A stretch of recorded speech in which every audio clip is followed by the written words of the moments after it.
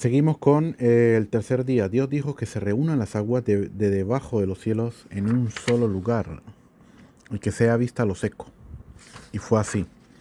Fíjate lo que dice aquí. Pues estaban extendidas sobre toda la superficie de la tierra y Dios las reunió en el océano, el más grande de todos los mares. Las aguas inicialmente formaban lo que está escrito en el versículo 2, que la Torá llama abismo. Este nombre se aplica a aguas mezcladas con tierra. ¿Sí? De ahí a veces sea utilizado para designar las aguas subterráneas. Aquí Dios decretó que ocurriesen dos fenómenos. Primero, que la tierra sobresaliese por arriba de la superficie de las aguas para que se secase lo suficiente para hacerla habitable. Segundo, que las aguas se reuniesen en las partes profundas de la corteza terrestre. Quiere decir que al principio no se veía la tierra, lo que es el continente y todo lo demás. Y después de que el creador hace este mandato, entonces ahí las aguas se corren a un solo lado para que la tierra salga por otro lado.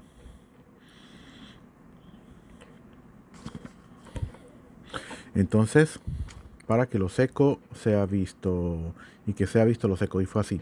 Dios llamó a la parte seca tierra y a la reunión de las aguas la llamó mares. La llamó mares y pregunta aquí la pregunta sobresalta. ¿Por qué la llamó mares en plural y no la llamó en singular? Mar. Es un solo mar, no son mares. El A, en realidad, ello se debe a que no es similar el sabor de un pez tomado del mar en las costas de Aco, o sea, en la tierra de Israel, al sabor mismo pez tomado en el mar de las costas de España. Ahora sí quiere decir que aun cuando se trata del mismo cuerpo de agua extendido sobre todo el planeta, es la variedad de peces lo que determina que los mares sean designados en plural con nombres distintos cada uno, ya que cada especie se desarrolla según la calidad específica de las aguas de su región. Es interesantísimo eso, de cómo incluso que sea un solo mar completo, pero depende del lugar donde se encuentra, el pez sabe diferente.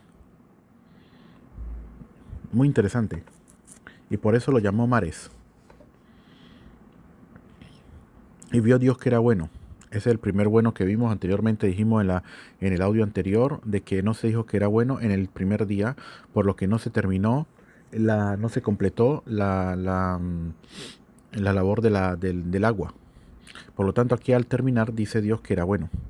Dios dijo: produzca la tierra vegetación, hierba que permita sembrar semilla, árbol de fruto que produzca fruto según su especie, cuya semilla esté en él sobre la tierra. Y fue así. Fíjate, produzca la tierra vegetación y hierba. Quiere decir que la tierra produzca hierbas, porque las especies, la vegetación en general, son diferentes entre sí y cada una de ellas en particular se denomina una cierta hierba. Es decir, una cierta hierba, pero no sería correcto utilizar la expresión un cierto deche, o sea, que el término que se refiere al manto vegetal que hay en la superficie de la tierra cuando ésta se llena con diversos tipos de vegetación.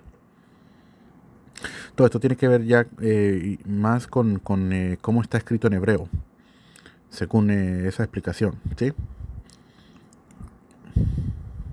Quiere decir de que ya la hierba, y ahora vamos a ver ahorita que la hierba, todo ya estaba allí, pero en potencial todavía no habían salido. Eso es lo que vamos a entender un poco más adelante. Produzca la tierra vegetación quiere decir que se llene y se recubra de una capa de hierbas. Que permita sembrar semilla, es decir, que en el árbol mismo crezca una semilla el cual pueda sembrarse en otro sitio. Muy interesantísimo porque dice que en la frase literalmente dice que haga sembrar semilla, ¿qué? Indicando que alguien más realizará el acto en sembrar la semilla, quiere decir en forma de como está escrito en hebreo. De ahí se da cuenta uno de que está escrito de forma de que no solamente que va a crecer la semilla, sino que crezca en forma de que otra persona también, en este caso otro hombre, agarre la semilla y siga y lo pueda también sembrar. Según Rashi, no significa simplemente que la hierba misma producirá semillas, sino que permitirá que su semilla sea sembrada por el hombre. De aquí tenemos que explicar algo que es muy importante en cómo todo lo que está, todo lo que fue hecho, en cómo tú puedes ver el creador en todas las cosas que el creador ha hecho. Fíjate lo que aquí dice, que el creador dio la orden de que permita sembrar semilla, o sea que crezca una semilla dentro del fruto para que el hombre pueda otra vez agarrar esa semilla y sembrar y que siga saliendo de ese fruto. Fíjate lo que es. Cuando las semillas son pequeñas, ¿sí? Que se pueden perder con rapidez o se podrían partir o qué sé yo, como por ejemplo las semillas de la manzana o de la abatía, de la patilla. Como son pequeñas, trae bastantes. Pero cuando es una sola y es gruesa, grande, dura, no se daña, no se puede perder, entonces trae una sola, porque es grande, no necesita traer bastante. Es muy interesante porque la persona, imagínate, la persona puede vivir 70 años aquí, en este mundo, y nunca se dio cuenta de las cosas, nunca se dio cuenta de nada, de por qué en estas frutas son pequeñas y trae bastantes, y por qué en estas frutas es una sola y es grande. Todo tiene, como dice el rey David, tan grandes son las maravillas que hizo Hashem. Todas las hizo con sabiduría, con gran sabiduría. Ok, seguimos. Árbol de fruto que produzca fruto, según su especie. Fíjate lo que aquí hay una cosa interesante, porque el creador quería que el árbol fuera del mismo sabor del fruto como el fruto. Esta expresión designa un árbol cuyo sabor del tronco sea igual al sabor del fruto.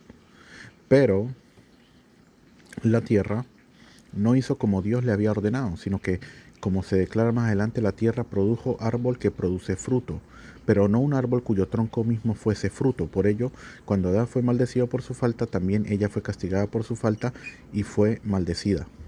¿Okay? Cuando vamos a ver más adelante, cuando el Creador le da las maldiciones a Adán, Eva y la serpiente, también le da 9 maldiciones a la tierra. ¿Por qué tiene que ver la tierra? La tierra tiene que ver con lo que sucedió aquí. Eso no quiere decir de que la tierra de por sí hace en contra, tiene mal instinto y hace en contra de la voluntad del Creador. ¿Sí? De que los comentaristas explican de que nosotros estamos el único perfecto es el Creador. No puede haber nada perfecto. No puede ver de que algo sea perfecto. En este caso ni siquiera la tierra, ni siquiera los ángeles también se equivocan, todo. Porque si no dirías, este ser es perfecto. Nadie es perfecto. Ni siquiera la tierra, ni siquiera nadie. Y la tierra lo hizo, como ahorita vamos a ver, de en aras del cielo, para que el hombre, cuando fuera castigado, no recibiera un castigo fuerte. Porque el hombre fue hecho de la tierra. Entonces la tierra, al no obedecer al Creador, por decirlo así, viene el hombre que fue hecho de la tierra que no obedeció al Creador. Entonces quiere decir de que el hombre, como viene de allí, tiene supuestamente esos mismos, por decirlo así, junot, como esas mismas cualidades, nació igual que la tierra, igual, tiene ese mismo desvío de hacer lo mismo. Entonces cuando él pecó, él puede decir enfrente al Creador, pero ¿qué me puedes decir? Ahora, yo vengo de la tierra y la tierra pecó, yo también obviamente que voy a pecar. Salí como ella. Entonces fíjate lo que dice aquí. Eso no quiere decir que la tierra actuó voluntariamente en contra del mandato de Dios, pues la tierra no tiene voluntad propia. Significa que puesto que la tierra pertenece al orden inferior de la creación, quiere decir hay mundos superiores y todo lo demás, y este mundo es inferior a todos los mundos, y los mundos fueron creados en forma de ¿cómo que se llama? Del más espiritual al espiritual, bajando hasta que se hizo el mundo material. Pero en el mundo material es como si, por ejemplo, por decirlo así, de que entre más bajo sea, más baje, entonces se crea un mundo que supuestamente la persona puede incluso allí hacer acciones en contra de la voluntad divina. Es algo increíble para poder entenderlo, ¿qué? Para poder entender una cosa tan increíble como la persona aquí en este mundo tiene un libre albedrío para poder hacer en contra de la creación, del creador. Y dice, puesto que la tierra pertenece al orden inferior de la creación, necesariamente lo que produzca no será perfecto. De igual modo que la imperfección intrínseca del ser humano le predispone a cometer faltas. ¿Sí? ¿Cuáles son esas faltas? Hacer falta quiere decir de que no hace la voluntad divina. Va en contra, hace en contra, puede tener un libre albedrío de hacer cosas en contra de la voluntad divina. Hasta tanto. Seguimos lo que dijimos, cuya semilla esté en él, sobre la tierra, y fue así. Cuya semilla esté en él, esto se refiere a las semillas que cualquier fruto arbóreo, a partir de las cuales el árbol crece cuando se lo siembra. Los árboles, en cambio, generalmente no crecen del interior de las semillas mismas, sino que usualmente son plantados. Seguimos el versículo 12, y la tierra produjo vegetación y hierba que permita sembrar semillas según su especie, y árbol que produce fruto cuya semilla esté en él según su especie. Y vio Dios que era bueno. Y hubo anochecer, y hubo mañana, tercer día. Seguimos, y la tierra produjo, a pesar de que en la orden divina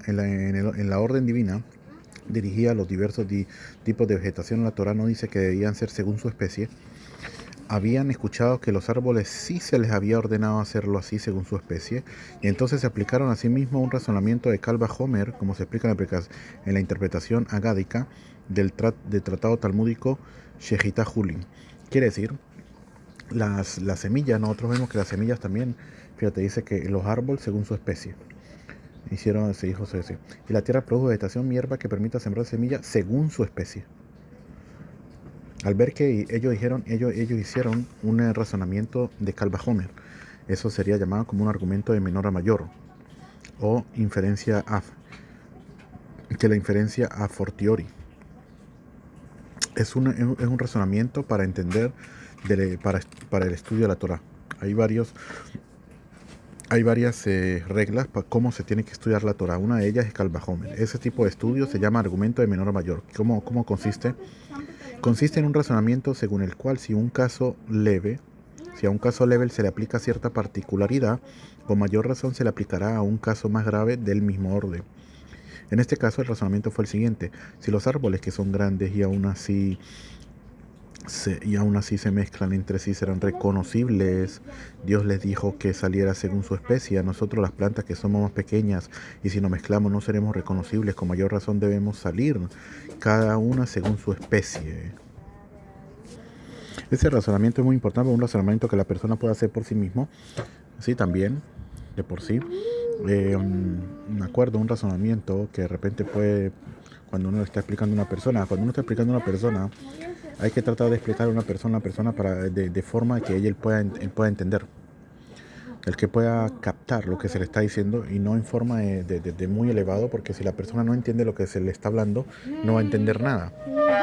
Entonces la persona a veces no entiende, entonces hay que reducirse y bajarse en la sabiduría para poder entender, y darles incluso ejemplos que tengan que ver con este mundo para que la persona entienda. Por ejemplo, un ejemplo que uno le dice a las personas, por ejemplo, que obviamente que la persona no vino aquí y no tiene nada que hacer, o que no tiene que cumplir nada, o qué sé yo, cada quien, como hay algunos que piensan que supuestamente cada quien puede pensar y creer en lo que él quiera y no meterse en lo de los demás, y todo está bien y vive una vida feliz y todo lo demás. Eso no es verdad.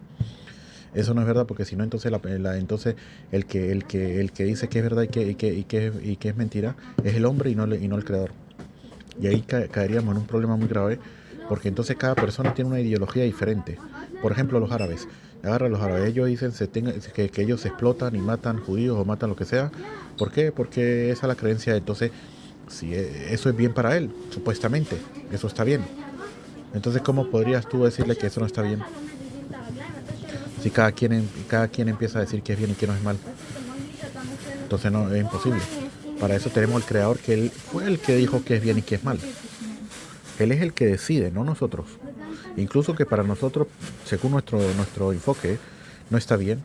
Nosotros pensamos que eso era bien. Bien el creador dice, no, eso no es bien, eso está mal.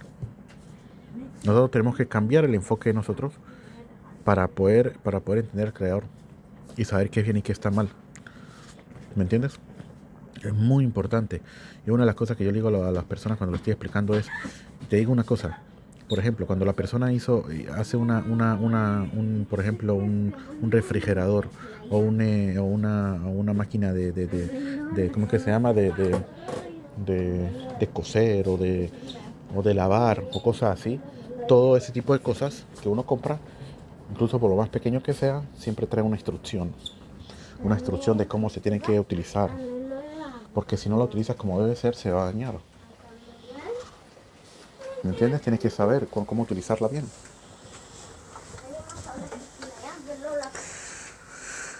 Entonces yo le digo a ellos, si una cosa que no siente, es un ser inanimado que no siente, que no piensa, que no tiene intelecto, no tiene nada, con todo y eso le ¿cómo es que se llama?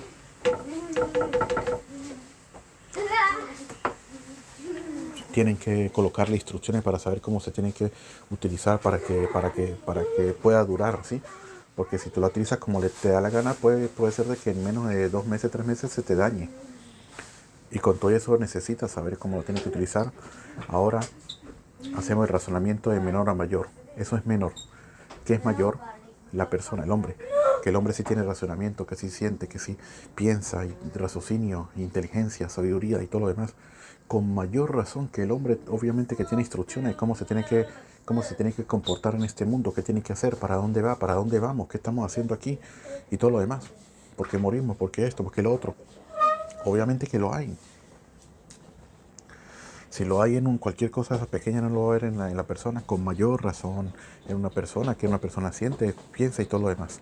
Yo les digo a ellos, para que pienso que la persona tiene que saber. No es, yo vine y yo hago lo que yo quiera y todo lo demás, y ya vino un hombre y se murió por mi pecado y cosas así.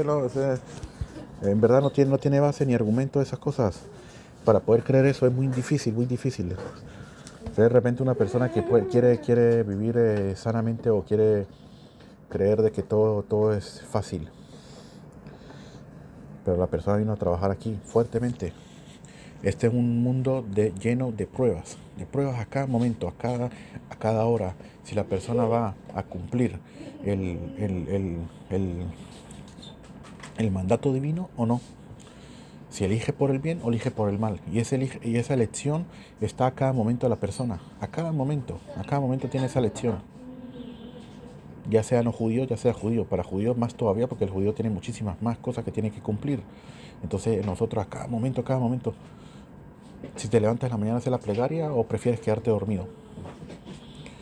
Si vas a rezar, si vas a bendecir antes de comer o prefieres comer sin bendecir. Tú eliges. Esa es elección tuya. ¿Me entiendes? Y es muy importante saberlo.